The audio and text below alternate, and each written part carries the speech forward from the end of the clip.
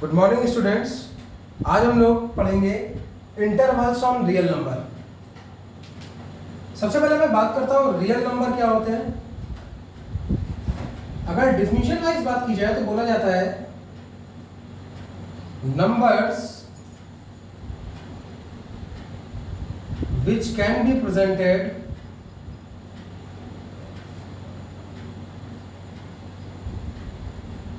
on a number line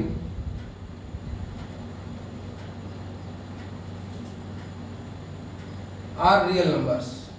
मतलब हम जो भी नंबर लाइन पे प्रेजेंट कर सकते हैं वो सारे के सारे नंबर क्या होते हैं, रियल नंबर होते हैं। नंबर लाइन क्या होती है सबको पता होना चाहिए। नंबर लाइन में जो लेफ्ट एंड होता है उस पे एक माइनस इंफिनिटी होता है, राइट पे प्लस इंफिनिटी होता है और साथ में यहाँ पे सारे नंबर्स प्लेस किए जा सकते हैं। तो अब मुझे क्या करना है, मुझे रियल नंबर्स को एक और फॉर्म में प्रेजेंट करना है जिसको बोलते हैं फॉर्म ऑफ इंटरवल। ठीक है। इंटरवल तीन तरीके के होते हैं। पहले टाइप का जो इंटरवल होता है उसको बोलते हैं हम लोग ओपन इंटरवल। ओपन इंटरवल क्या होता है, मान लीजिए कुछ लिखा हुआ है x such that x is more than 1 and less than 20। क्या लिखा हुआ है, x की वैल्यू 1 से बड़ी है और 20 से छोटी है। मुझे ऐसे सारे रियल x लिखने हैं। तो इसको लिखने का एक और तरीका हो सकता है। फिलहाल ये किसकी फॉर्म में है, ये सेट बिल्डर फॉर्म में लिखा हुआ है। तो सेम सेट को लिखने का ये भी तरीका हो सकता है 1,20 और मैं ये पैरेंथेसिस यूज करूं। पैरेंथेसिस इंडिकेट करते हैं किसको, ओपन इंटरवल को। ये क्या सिग्निफाई कर रहा है, ये सिग्निफाई कर रहा है कि मैं बात कर रहा हूं real numbers from 1 to 20 excluding 1 and 20। मैं 1 से 20 के बीच में सारे रियल नंबर्स की बात कर रहा हूं। मैं आपको बता दूं कि 1 से 20 के बीच में कितने रियल नंबर्स होंगे, इनफाइनाइट। मैं इंटीजर्स की बात नहीं कर रहा हूं। इंटरवल से सिर्फ और सिर्फ किसको प्रेजेंट करते हैं, रियल नंबर्स को। तो 1 से लेके 20 के बीच में मैं सारे रियल नंबर्स की यहां पे बात कर रहा हूं, जिसमें ना तो 1 इंक्लूडेड है और ना 20 इंक्लूडेड है। मतलब ओपन इंटरवल का मतलब ये होता है कि मैं जो बाउंड्री होगी उसको क्या करूंगा, एक्सक्लूड करूंगा। बाउंड्री इंक्लूड नहीं होगी। मैं यहाँ पे 1 से लेके 20 तक के रियल नंबर की बात कर रहा हूँ जिसमें ना तो 1 इंक्लूड करना है और ना 20। अगर मैं इसको नंबर लाइन पे प्रेजेंट करता हूँ तो नंबर लाइन पे कुछ ऐसे लिखूंगा मैं, नंबर 1 है, ये 20 है। मैं 1 से लेके 20 तक के सारे नंबर्स की बात कर रहा हूँ। 1 और 20 पे मैंने हॉलो सर्किल प्लॉट किया है और ये हॉलो सर्किल क्या इंडिकेट कर रहा है, this hollow circle indicates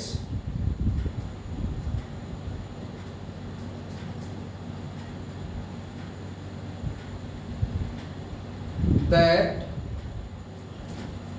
particular value is not included।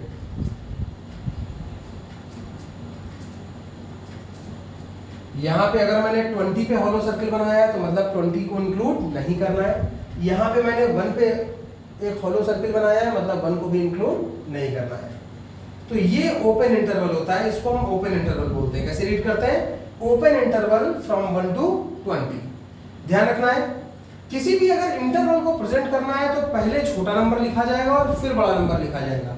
अगर मैंने ऐसे लिख दिया 20,1 तो ये एक इनवैलिड इंटरवल है। इस इंटरवल की कोई मीनिंग नहीं है, ऐसा नहीं लिखा जाता है। इंटरवल का पहला नंबर हमेशा छोटा होगा और दूसरा नंबर हमेशा बड़ा होगा। ओपन इंटरवल के अलावा एक और इंटरवल एग्जिस्ट करता है जिसको हम लोग बोलते हैं क्लोज्ड इंटरवल। ये क्लोज्ड इंटरवल क्या होता है,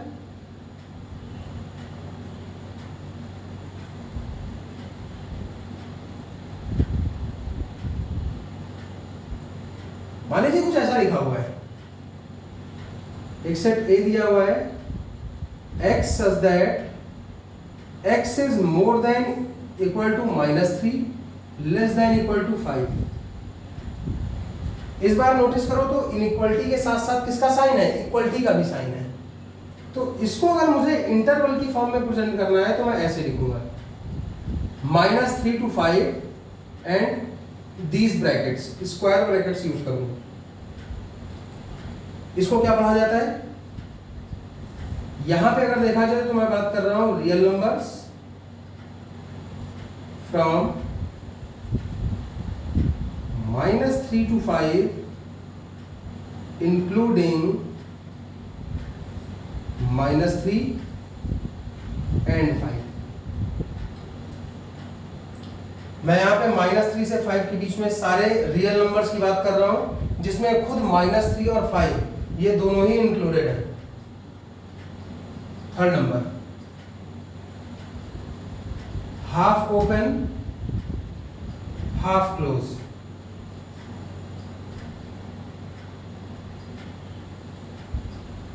हाफ ओपन हाफ क्लोज का क्या मतलब है, मान लीजिए कुछ ऐसे लिखा हुआ है x such that x is more than -1 less than equal to 5। अगर मुझे इसको इंटरवल की फॉर्म में लिखना है तो मैं ऐसे लिखूंगा -1 इंक्लूडेड नहीं है तो ये पैरेंथेसिस, 5 इंक्लूडेड है तो ये वाले ब्रैकेट लगाऊंगा। इसको क्या बोलते हैं, मैं बात कर रहा हूं रियल नंबर -1 से 5 तक जिसमें -1 को इंक्लूड नहीं किया गया है और 5 को इंक्लूड किया गया है। मान लीजिए कुछ ऐसा आता है। अच्छा, अगर नंबर लाइन पे बात करूं, इसको अगर मुझे नंबर लाइन पे प्रेजेंट करना है तो नंबर लाइन पे कैसे प्रेजेंट करूंगा, -3 to 5, यहां पे कौन से सर्किल बनेंगे, सॉलिड सर्किल। सॉलिड सर्किल क्या इंडिकेट करता है, solid circle indicates a particular value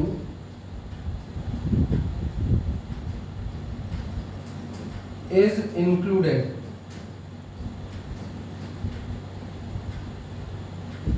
-1 से 5। अगर मुझे इसको इंटरवल में बनाना है, इसको नंबर लाइन पे बनाना है तो क्या करूंगा, -1 पे हॉलो सर्किल और 5 पे क्या रहेगा, सॉलिड सर्किल। मान लीजिए कुछ ऐसा लिखा हुआ है, कुछ और एग्जांपल देता हूं, सिर्फ इतना दिया है x such that x is greater than equal to -3। x -3 से बड़ा है, छोटा किससे है इसकी बात नहीं कर रहा है। अगर मुझे नंबर लाइन पे प्लॉट करना है तो -3 से बड़े नंबर्स क्या इस रीजन में आएंगे,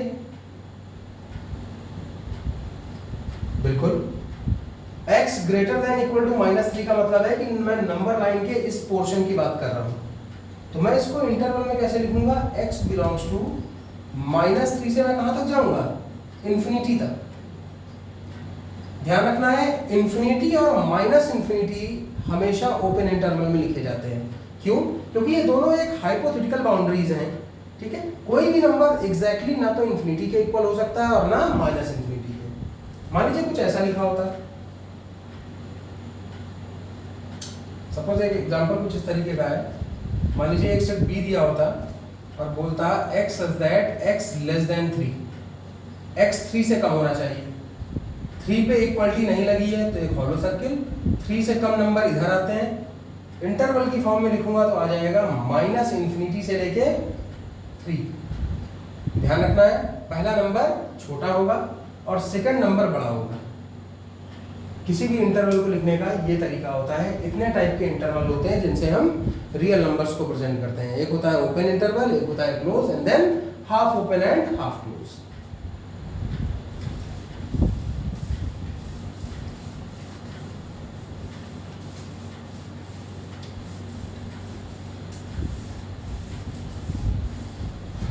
अगर मान लीजिए कुछ ऐसा कभी लिखा हो,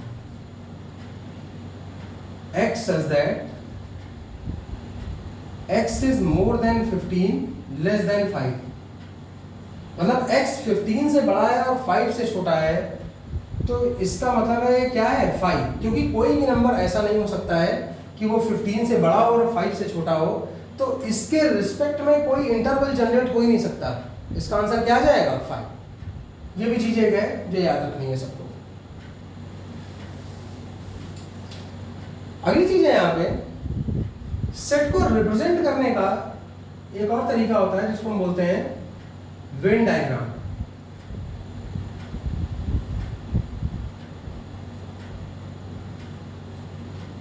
क्या होता है वेन डायग्राम? वेन डायग्राम में कुछ बेसिक रूल्स होते हैं, जिसमें पहला रूल होता है कि universal set is represented by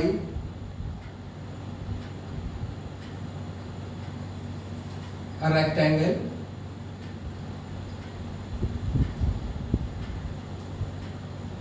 दूसरा होता है सेट्स अदर देन यूनिवर्सल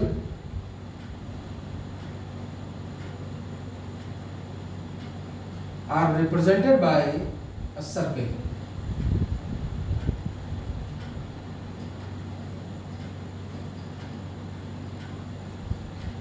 मैं एक सिनेरियो देता हूं कि ये सब है क्या। अच्छा, वेन डायग्राम को वेन डायग्राम इसलिए कहते हैं, एक साइंटिस्ट थे जॉन वेन जिन्होंने इसको इन्वेंट किया है, इसलिए इसको वेन डायग्राम बोलते हैं। मान लीजिए कोई एग्जांपल आपको दे रहा हूं मैं, कुछ ऐसा है। सपोज यूनिवर्सल सेट में ये लिखा हुआ है 1 2 3 से लेके 9 तक के एलिमेंट्स हैं। एक सेट ए है, 1 2 3 4 लिखा हुआ है। एक सेट बी है जिसमें 6 और 7 लिखा हुआ है। अगर इस पूरे सिस्टम को उसको वेन डायग्राम से प्रेजेंट करना है तो तरीका क्या होगा? मैं एक रेक्टेंगल बनाऊंगा, साइड में यू लिख दूंगा, यहाँ पे लिख सकते हो, यहाँ लिख सकते हो, कहीं पे भी लिख दो। यू फॉर ये यूनिवर्सल सेट के लिए। ए और बी में मैं देख रहा हूँ कि कोई भी एलिमेंट कॉमन नहीं है, इसलिए इनको दूर दूर मैंने बना दिया है। This is set A, this is set B. A के अंदर कौन कौन से एलिमेंट है? 1 2 3 4। बी के अंदर कौन कौन से एलिमेंट है? 6 7। बाकी बचे 5 8 9। वो ना तो ए में है ना बी में है, लेकिन यू में तो है। तो अगर नोटिस करो तो ए में 4 एलिमेंट, बी में 2 एलिमेंट और यू में ये सारे एलिमेंट आ रहे हैं, क्योंकि ए और बी को मैंने किसके अंदर बनाया है? यू के अंदर। यहाँ पे नोटिस करो तो ए और बी क्या है? यू के सबसेट है। एक और एग्जांपल देता हूँ। मान लीजिए यूनिवर्सल सेट दिया है 1 2 3 से लेकर 9 तक। एक सेट ए मेरे पास दिया हुआ है 1 2 3 4। बी दिया है 3 4 5 6। और अब मुझसे बोला जा रहा है कि इसको वेन डायग्राम से प्रेजेंट करो। तो ए और बी में मुझे कुछ एलिमेंट कॉमन दिख रहे हैं, तो उन एलिमेंट्स को मैं कॉमन रीजन में डाल देता हूं।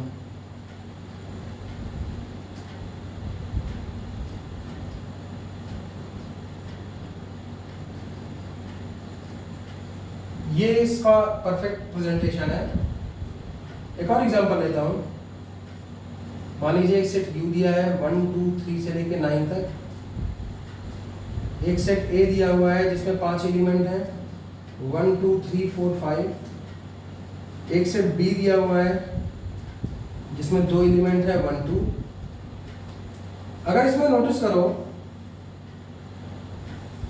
तो बी के सारे एलिमेंट ए में आ गए हैं, तो इस बार ए के अंदर बनेगा बी।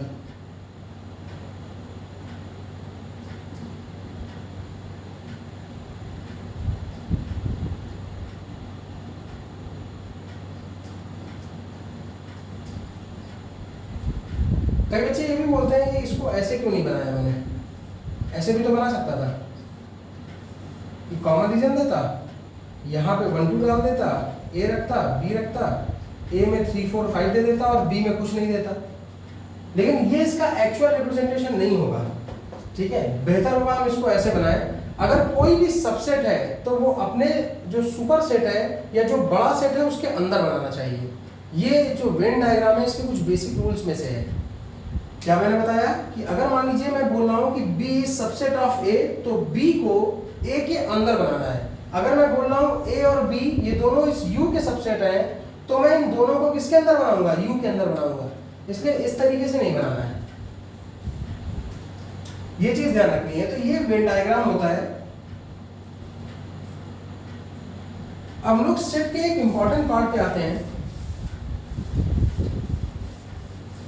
सेट का एक इंपॉर्टेंट पार्ट है operations on set.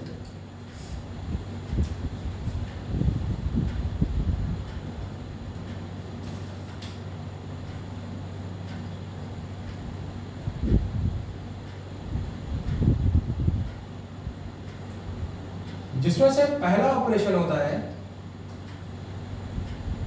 Union of sets. काफी सारे ऑपरेशंस हैं, एक एक ऑपरेशंस को बहुत केयरफुली समझना है हमें। यूनियन ऑफ सेट्स का मतलब क्या होता है, थोड़ी देर के लिए मैंने अज्यूम कर लिया late A and B are two sets, then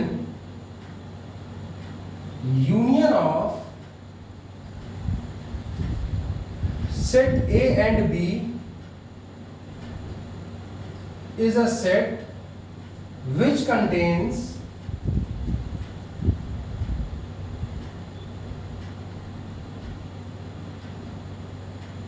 all elements of set A as well as set B taking common element once। Common element कितनी बार लेने हैं मुझे, एक ही बार लेना है। प्रेजेंट कैसे करते हैं इसको,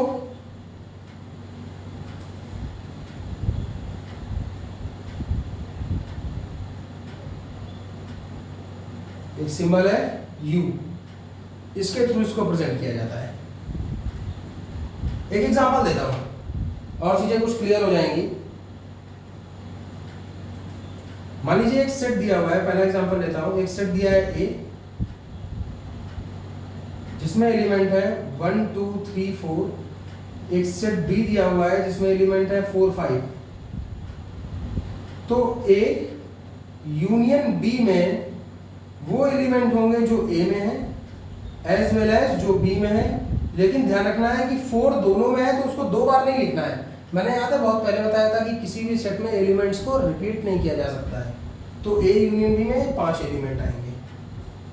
इसको कैसे रीड करते हैं, A यूनियन B। तो अगर डिफिनीशन वाइज देखा जाए तो क्या मैं कुछ ऐसा बोल सकता हूँ कि A union B is the set of all x such that x belongs to A or x belongs to D। क्या मैंने लिखा, मैंने लिखा है कि A यूनियन B में वो सारे x टाइप के एलिमेंट्स आने चाहिए such that x या तो A को बिलोंग करे, अदरवाइज x किसको बिलोंग करे, B को बिलोंग करे। अगर x इनमें से किसी एक को भी बिलोंग करता है तो वो किसमें होगा, वो A यूनियन B का पार्ट होगा। अगर मान लीजिए मुझे वेन डायग्राम से A यूनियन B को प्रेजेंट करना हो तो कैसे करूंगा। मान लीजिए ये रीजन है U, ये A है, ये B है। तो मुझे बताइए कि A यूनियन B को क्या चीज रिप्रेजेंट कर रही है इसमें।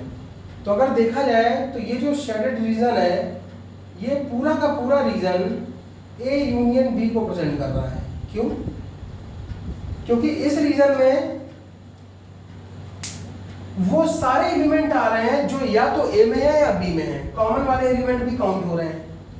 तो ये जो रीजन मैंने शेडेड किया है, प्रेजेंट किया है, ये रीजन क्या है, ये रीजन A यूनियन B है। A यूनियन B का मतलब है A के एलिमेंट आ गए, B के एलिमेंट आ गए, जो कॉमन एलिमेंट है वो भी आ गए। बस कॉमन एलिमेंट को रेप्लिकेट नहीं करना है, बार बार नहीं लिखना है। ठीक है, यहां से मैं कुछ चीजें कंक्लूड कर सकता हूं, कुछ कंक्लूजन्स हैं इंटरेस्टिंग, उनको ध्यान रखना है। पहला उसमें कंक्लूजन क्या है कि मान लीजिए अगर कहीं लिखा है कि एक एलिमेंट x बिलोंग कर रहा है A यूनियन B को, तो वहां से मैं क्या कंक्लूड कर सकता हूं, क्या मैं वहां से ये कंक्लूड कर सकता हूं कि x बिलोंग कर रहा है A को, अदरवाइज x बिलोंग कर रहा है B को। अगर x A यूनियन B में है तो वहां से ये कंक्लूड किया जा सकता है कि x या तो A में होगा, अदरवाइज x कहां होगा, B में होगा। ये पहला पॉइंट है। दूसरा पॉइंट ध्यान दीजिएगा, अगर x A यूनियन B में नहीं है तो क्या होगा। अच्छा, इसको डिस्कस करने से पहले मैं थोड़ा सा और एंड, ये दो कीवर्ड होते हैं, इनके बारे में बता देता हूं। इन दोनों में डिफरेंस क्या है सबको पता होना चाहिए। एंड का मतलब होता है, अगर मान लीजिए लिखा हुआ है कहीं पे x belongs to A and x belongs to B, तो इसका ये मतलब है कि x इसमें भी होना चाहिए और इसमें भी होना चाहिए। अगर और लिखा हुआ है तो इसका मतलब है कि x A में भी होना चाहिए, अदरवाइज x B में होना चाहिए। किसी एक में भी होगा तो चलेगा, लेकिन अगर एंड लिखा हुआ है तो दोनों में होना चाहिए।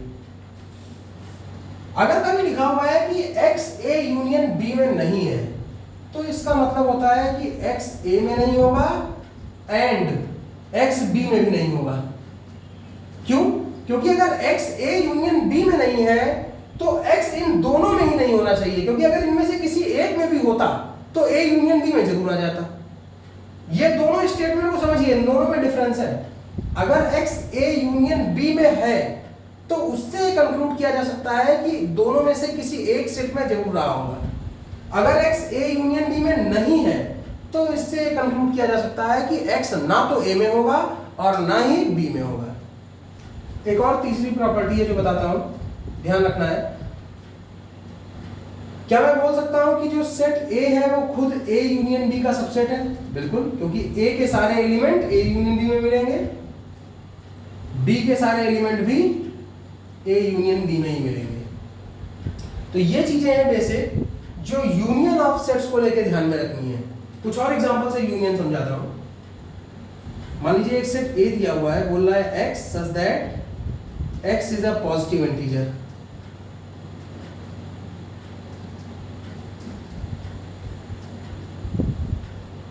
एक मान लीजिए दिया हुआ है बी, बोला है x such that x is a negative integer, और तुमसे बोला जा रहा है कि ए यूनियन बी बताओ। तो मैं यहां से बोल सकता हूं कि ए यूनियन बी में वो एक्स आएंगे such that x is an integer. अगर मैंने सिर्फ इतना लिख दिया तो गलत हो गया, साथ में मुझे ये भी लिखना पड़ेगा कि एक्स क्या ना हो, जीरो नहीं होना चाहिए, क्योंकि जीरो ना तो पॉजिटिव में आता है ना निगेटिव में आता है। तो अगर मैं इन दोनों को मिला दूंगा, इन दोनों को ऐड कर दूंगा या इन दोनों का यूनियन ले लूंगा तो सारे इंटीजर आ जाएंगे एक्सेप्ट जीरो। ठीक है, तो ये कुछ बेसिक चीजें हैं जो यूनियन ऑपरेशन की हम लोगों को याद रखनी है। आगे हम लोग इसमें चलेंगे, एक और ऑपरेशन देखेंगे।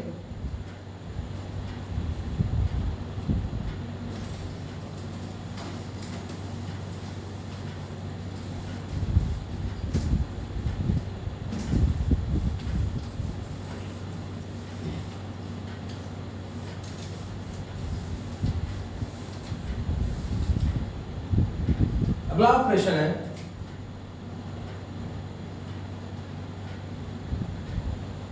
Intersection of sets.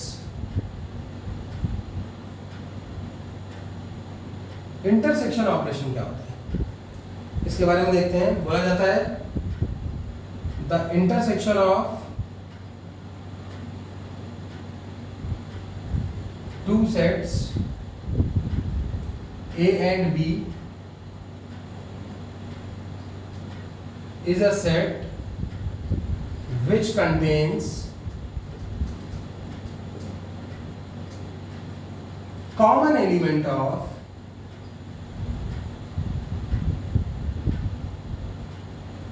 both sets। क्या मैंने बोला? मैंने बोला कि दो सेट का इंटरसेक्शन एक ऐसा सेट होता है जो दोनों के कॉमन एलिमेंट को कंटेन करता है। ठीक है, इसको प्रेजेंट किससे करते हैं? Presented by A. इंटरसेक्शन का ये सिंबल होता है, यूनियन को जस्ट उल्टा कर देते हैं। तो ये किसका सिंबल है? ए इंटरसेक्शन बी का। तो कुछ ऐसे बोल सकता हूं मैं कि ए इंटरसेक्शन बी का मतलब क्या है कि ए इंटरसेक्शन बी में वो सारे एक्स एलिमेंट हैं सच दैट एक्स ए को भी बिलोंग करे एंड एक्स बी को भी बिलोंग करे। अगर मैं वेन डायग्राम से इस रीजन को प्रेजेंट करना चाहूं तो कुछ ऐसे बोल सकता हूं कि ये वाला जो रीजन है जो दोनों में कॉमन है, ये रीजन क्या है? ये रीजन है ए इंटरसेक्शन बी। ये रीजन ए में भी है, ये रीजन बी में भी है, इसीलिए दोनों का कॉमन रीजन है, इसीलिए किसमें आया है? ये इंटरसेक्शन में आया है। ठीक है, कुछ एग्जांपल से इसको और एक्सप्लेन करता हूं, लेकिन उससे पहले कुछ चीजें और कंक्लूड करता हूं। यहां से कुछ कंक्लूजन यहां से ड्रॉ किए जा सकते हैं। पहला कंक्लूजन है कि अगर एक element x a intersection b में है तो मैं यहां से क्या कंक्लूड कर सकता हूं कि x a में भी होगा एंड x b में भी होगा। लेकिन अगर कोई एलिमेंट ए इंटरसेक्शन बी में नहीं है तो वहां से ये कंक्लूड किया जाएगा कि x ए में नहीं होगा, अदरवाइज x बी में भी नहीं होगा। ये वो मिनिमम कंडीशन है जो इससे डिराइव की जा सकती है। ऐसा हो सकता है कि x a में भी ना हो as well as x b में भी ना हो, लेकिन मैं उसके लिए श्योर नहीं हूं। लेकिन इस कंडीशन के लिए मैं श्योर हूं कि x कम से कम कोई ऐसा सेट तो जरूर है जिसमें x एब्सेंट है। ये चीज ध्यान रखनी है यहां पे। फिर a इंटरसेक्शन b a का भी सबसेट होता है, a इंटरसेक्शन b b का भी सबसेट होता है। ये ध्यान रखना है। कुछ एग्जांपल से समझाता हूं मैं। मान लीजिए एक सेट A दिया हुआ है 1 2 3 4, एक सेट B दिया हुआ है 4 5। अगर A इंटरसेक्शन B निकालना हो तो क्या आएगा? A इंटरसेक्शन अगर B निकालना हो तो आएगा 4। अगर मान लीजिए A सेट दिया हुआ है 1 2 3, B दिया हुआ है 4 5। अगर इसमें नोटिस करो तो कोई भी एलिमेंट कॉमन नहीं है, तो A इंटरसेक्शन B क्या आएगा? 5। कुछ भी नहीं आएगा ये इंटरसेक्शन B। एक और एग्जांपल देता हूं।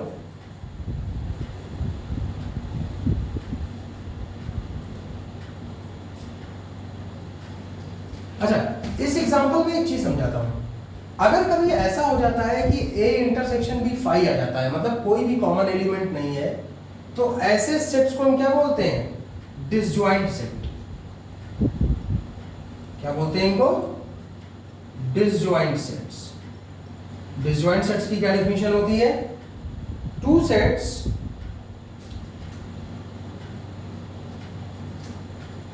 A and B are disjoint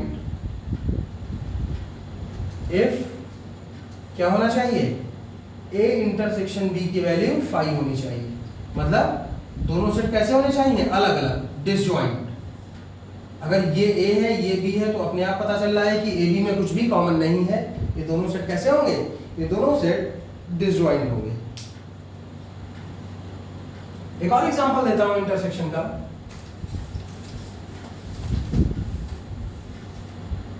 मान लीजिए कुछ ऐसा लिखा हुआ है, लिखा हुआ है A equal to x such that x equal to 6n,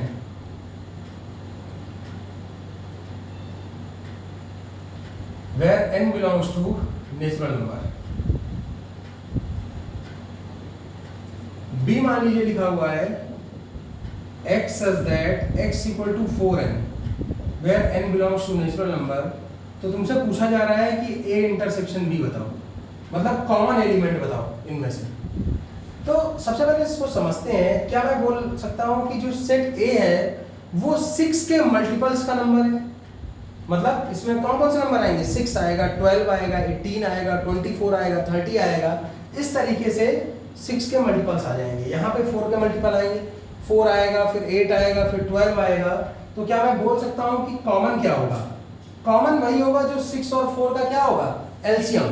6 और 4 का एलसीएम क्या होता है? 12।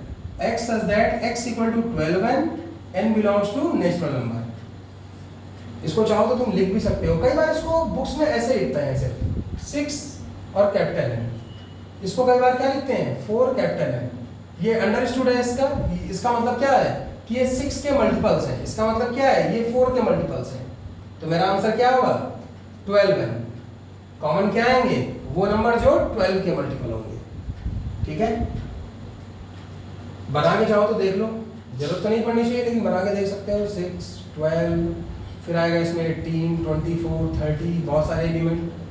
यहाँ पे क्या आएंगे? 4 के मल्टीपल, 4 8 12। यहाँ पे क्या आता है?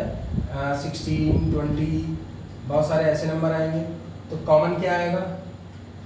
कॉमन आएगा जो 12 के मल्टीपल हो, 12 24 डैश। तो ये क्वेश्चन इस तरीके से किया जाएगा। ये एक इंपॉर्टेंट क्वेश्चन है। ध्यान इतना रखना है कि 6 और 4 का मैंने क्या लिया है? एलसीएम लिया है। अगर यहाँ पे 3n यहाँ पे 7n होता तो मैं यहाँ पे क्या लिखता? 21n, क्योंकि 3 और 7 का एलसीएम क्या आता है? 21। तो ये इंटरसेक्शन ऑपरेशन है। अच्छा, जरूरी नहीं कि यूनियन इंटरसेक्शन सिर्फ 2 ही सेट का लिया जाए। यूनियन इंटरसेक्शन 2 से ज्यादा, 3, 4, 5, 6, 10, 15 जितने भी सेट का तुम्हें लेना हो तुम यूनियन इंटरसेक्शन ले सकते हो। प्रेजेंट कैसे करते हैं? Union of sets A1, A2, A3 up to AN is presented by, ऐसे लिखते हैं, एक बड़ा सा U ऑपरेटर बनाते हैं, नीचे लिखते हैं I इक्वल टू 1 से लेके N और इधर लिखते हैं AI। सबसे पहले I की वैल्यू 1 होगी तो क्या जनरेट होगा? इसका मतलब क्या है? इसका मतलब ये है, मैंने ये लिखा हुआ है, A1 union A2 union A3 से लेके यूनियन AN तक। ये जिस तरीके से सिग्मा हम लोग लिखते थे उसी तरीके से एक U ऑपरेटर भी होता है। सबसे पहले I की वैल्यू 1 होगी तो A1 जनरेट होगा, फिर एक यूनियन सिंबल जाएगा, फिर I2 जनरेट होगा, फिर I इक्वल टू 2 के लिए लिखेंगे, फिर 3 के लिए लिखेंगे, कहाँ तक जाएंगे? N तक जाएंगे। तो ये A1 union A2 union A3 से लेके यूनियन AN को लिखने का छोटा तरीका है। सिमिलरली इंटरसेक्शन को भी लिख सकते हैं। Intersection of sets this is represented by, ऐसे सिंबल से रिप्रेजेंट करते हैं, A1 इंटरसेक्शन A2 से लेके कहां तक? Intersection AN। ये मल्टीपल सेट्स के यूनियन और इंटरसेक्शन लिखने का तरीका होता है।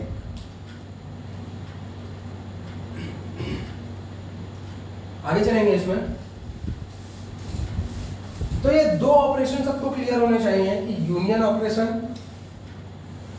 किस तरीके से काम करता है और इंटरसेक्शन ऑपरेशन किस तरीके से काम करता है। आगे हम लोग चलते हैं तीसरे ऑपरेशन की तरफ, जो कि है डिफरेंस ऑफ सेट्स। 2 सेट का डिफरेंस कैसे निकालते हैं? इंटरेस्टिंग है, ध्यान से इसको देखना है। If A and B are 2 sets, difference of A and B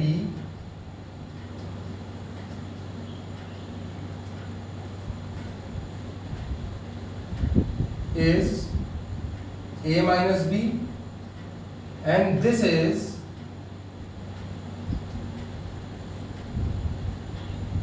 the set of all elements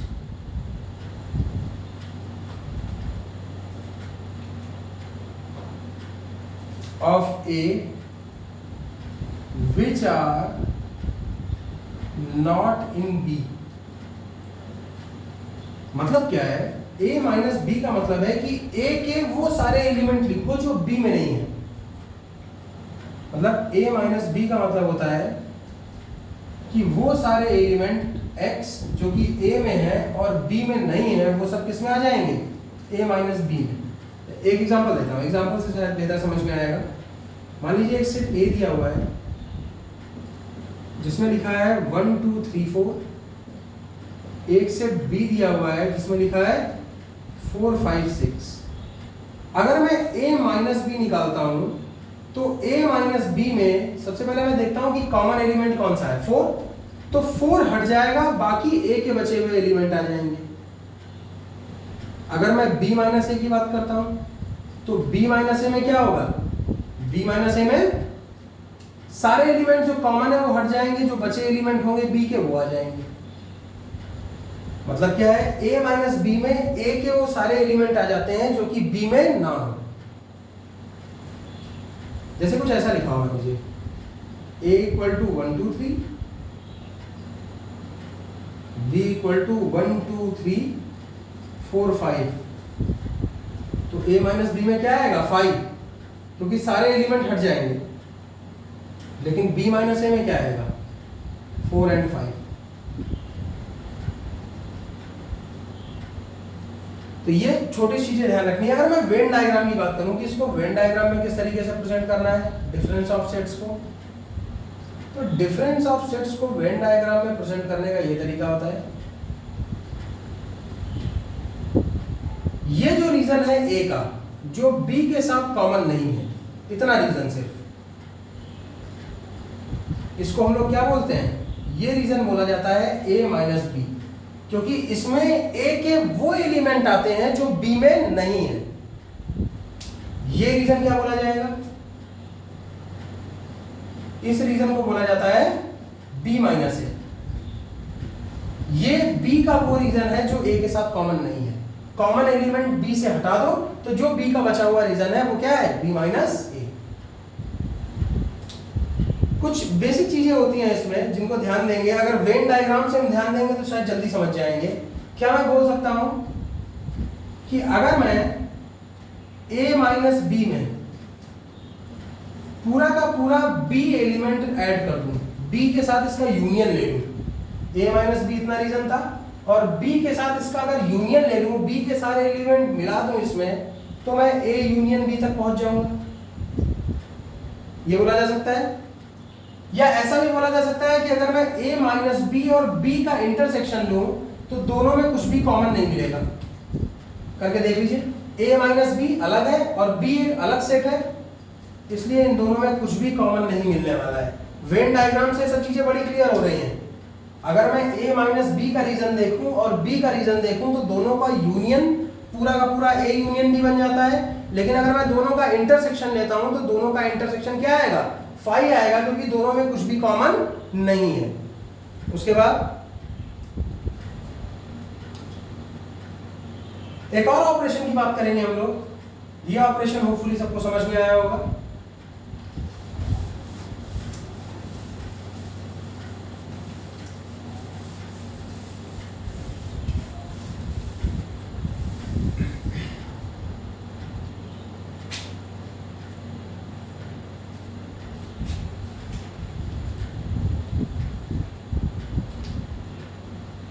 अगला ऑपरेशन है fourth operation, symmetric difference of sets.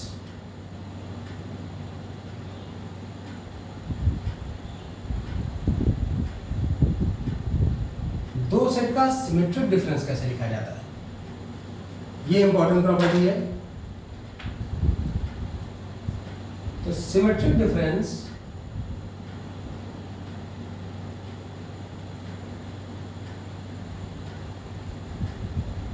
of sets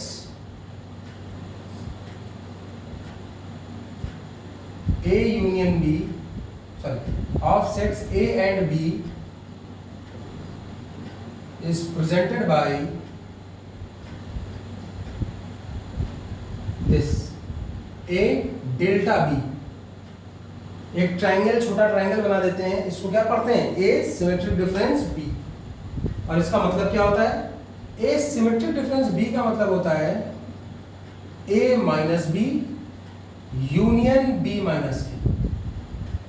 अगर मैं इसको वेन डायग्राम से प्रेजेंट करूं तो अभी मैंने बताया था ए माइनस बी ये रीजन होता है, बी माइनस ए ये रीजन होता है। इन दोनों को मिला के, इन दोनों का यूनियन कर दिया जाए तो जो रीजन है वो रीजन क्या है, ए सिमेट्रिक डिफरेंस बी। अच्छा, ए सिमेट्रिक डिफरेंस बी को ऐसे भी लिखा जाता है, ए यूनियन बी में से अगर मैं ए इंटरसेक्शन बी को निकाल दूं तो यही रीजन बचेगा। इसको दोनों तरीके से मैं लिख सकता हूं। ये सिमेट्रिक डिफरेंस का ऑपरेटर होता है, ठीक है। जैसे मान लीजिए मेरे पास कुछ ऐसे लिखा हो, एक एग्जांपल देता हूं आपको। मान लीजिए लिखा हुआ है सेट ए जिसमें एलिमेंट है 1 2 3, सेट बी लिखा हुआ है जिसमें एलिमेंट है 3 4 5।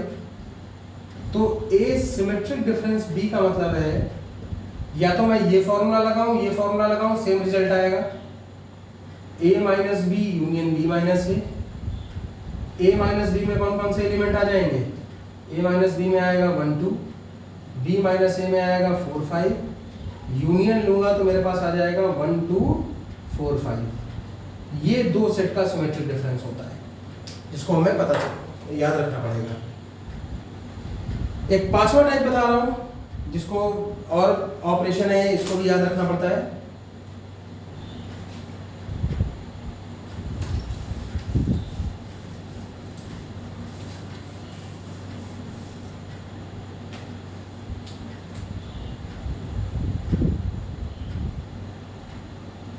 Complement of a set.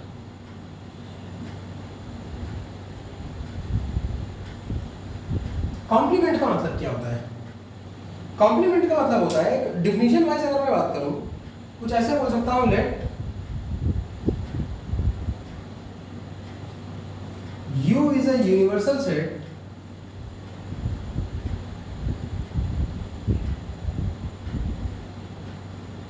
और एक सेट A है जो कि इस U का ही सबसेट है, U में ही लिखा हुआ है, ठीक है। Then complement of set A is the set of elements which are in U but not in A। मतलब A कॉम्प्लीमेंट का मतलब है कि A में जो एलिमेंट नहीं है उनका सेट लिख दो। A कॉम्प्लीमेंट को ऐसे प्रेजेंट किया जाता है, A डैश या A के ऊपर C का एक सिंबल बना देते हैं तो इसको A कॉम्प्लीमेंट बोलते हैं। इसमें वो सारे एलिमेंट X आएंगे सच दैट X बिलोंग तो करता है U को, लेकिन X A में नहीं है। अगर वेन डायग्राम से देखा जाए तो कुछ ऐसा बोल सकता हूं मैं, ये मान लीजिए एक यूनिवर्सल सेट है, ये सेट A है, तो A को छोड़ के जो कुछ भी है यूनिवर्सल सेट में वो सब कुछ किसमें आता है? वो सब कुछ A कॉम्प्लीमेंट का पार्ट है। ये सब कुछ किसमें है? A complement. ये ध्यान रखना है सबको। जो भी यहाँ पे शेडेड रीजन मैंने बनाया है, ये शेडेड रीजन किसका पार्ट है? ये A कॉम्प्लीमेंट का पार्ट है, ठीक है। कुछ और चीजें भी मैं इसमें बताता हूँ। प्रॉपर्टी वाइज अगर देखा जाए तो कुछ और चीजें इसमें हैं जो डिस्कस करने लायक हैं। क्या है वो चीजें? सबसे पहला इसमें है कि अगर इस हिसाब से देखा जाए तो A कॉम्प्लीमेंट का मतलब क्या होता है? इसका मतलब है U माइनस A, मतलब U के वो सारे एलिमेंट लिख दो जो A में ना हो। तो A कॉम्प्लीमेंट का मतलब, और ये A माइनस B टाइप की डिफिनीशन है, X belongs to U and X does not belong to A। इसका मतलब क्या है? ये U माइनस A। अगर यूनिवर्सल में से मैं A के सारे एलिमेंट हटा दूं तो मुझे क्या मिलेगा? A कॉम्प्लीमेंट मिलेगा। क्या मैं बोल सकता हूं कि अगर X A को बिलोंग करता है कोई एक एलिमेंट, तो for sure X A complement में नहीं होगा, और अगर X A कॉम्प्लीमेंट को बिलोंग करता है तो फॉर श्योर X A में नहीं होगा। ये चीजें वैसा वर्सा ट्रू है।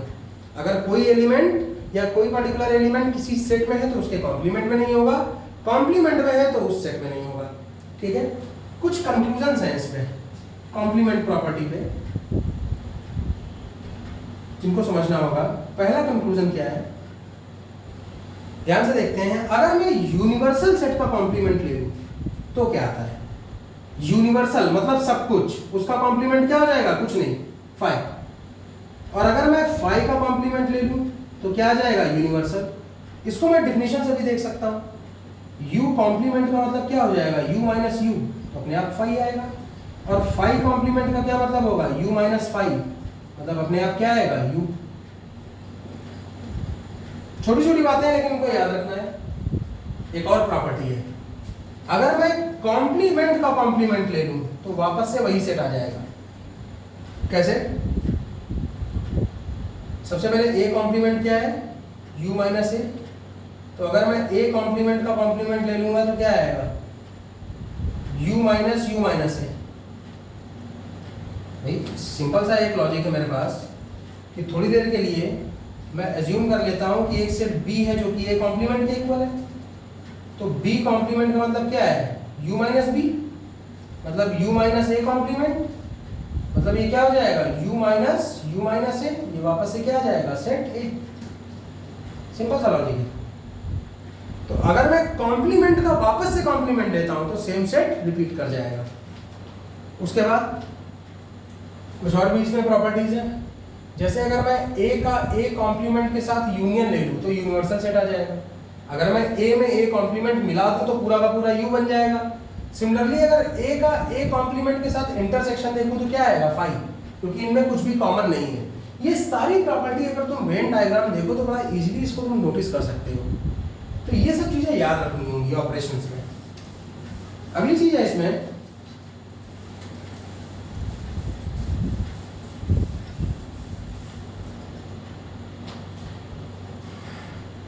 Algebra of sets. इसके कुछ पॉइंट्स सबको याद रखने होते हैं। सेट्स की अलजेब्रा में सबसे पहला जो रूल होता है वो होता है कम्यूटेटिव। कम्यूटेटिव लॉ क्या बोलता है कि जो भी यूनियन ऑपरेशन होता है और इंटरसेक्शन होता है, ये दोनों कम्यूटेटिव है। कम्यूटेटिव का मतलब है कि जो ए यूनियन बी है वही बी यूनियन ए है, जो ए इंटरसेक्शन बी है वही बी इंटरसेक्शन ए है। दूसरी प्रॉपर्टी होती है एसोसिएटिव लॉ। एसोसिएटिव लॉ क्या बोलता है कि अगर मैं ए यूनियन बी निकालूं, बाद में सी से यूनियन कर दूं, that is same as B union C निकालूं और फिर ए से यूनियन ले लूं। सेम चीज एप्लीकेबल है इंटरसेक्शन में।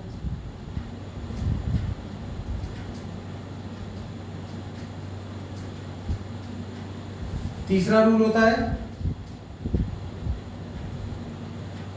Idempotent law. आइडेम्पोटेंट लॉ क्या बोलता है? ये कहता है कि अगर ए का ए के साथ यूनियन लिया जाए तो ए आएगा, ए का ए के साथ इंटरसेक्शन लिया जाए तो भी ए आएगा। चौथा है आइडेंटिटी लॉ। आइडेंटिटी लॉ क्या बोलता है कि अगर मैं ए का यू के साथ ए का अगर 5 के साथ यूनियन लूं तो ए आएगा। सिमिलरली अगर ए का यू के साथ इंटरसेक्शन लूं तो भी ए आएगा। ये सारी चीजें वेन डायग्राम बना के बहुत अच्छी तरीके से समझी जा सकती हैं। कुछ भी इसमें भारी भरकम चीज नहीं है कि एक्सप्लेन करना हो। अगला एक रूल होता है डिस्ट्रीब्यूटिव। डिस्ट्रीब्यूटिव क्या होता है? जैसे हम लोग लिखते हैं कि अगर कभी a इंटू बी प्लस सी हो तो उसको हम क्या लिखते हैं? ए बी प्लस ए सी। इसको बोला जाता है कि इंटू का ऑपरेशन प्लस के ऑपरेशन पे क्या कर रहा है? डिस्ट्रीब्यूट हो रहा है। सेम तरीके से यूनियन का ऑपरेशन इंटरसेक्शन पे डिस्ट्रीब्यूटिव होता है, इंटरसेक्शन का ऑपरेशन यूनियन पे डिस्ट्रीब्यूटिव होता है। मतलब यहां से रिजल्ट आएगा A union B intersection A union C. यहां पे रिजल्ट आएगा A intersection B union A intersection C. इसके बाद सबसे इंपॉर्टेंट एक लॉ होता है जिसको याद रखना होता है, जिसको बोलते हैं हम लोग De Morgan's law.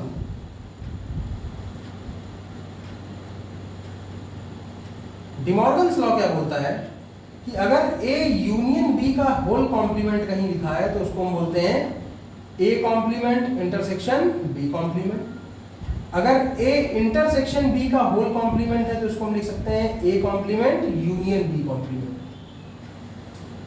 De Morgan's law के बारे में हम लोग आगे भी बात करेंगे। इसको हम प्रूफ करेंगे अलग अलग तरीके से, सेट्स की प्रॉपर्टीज को प्रूफ करेंगे। लेकिन ऑपरेशन ऑफ सेट्स और अलजेब्रा ऑफ सेट्स में इतनी चीजें हैं जो सबको याद रखनी है, सबको समझनी है। Thank you.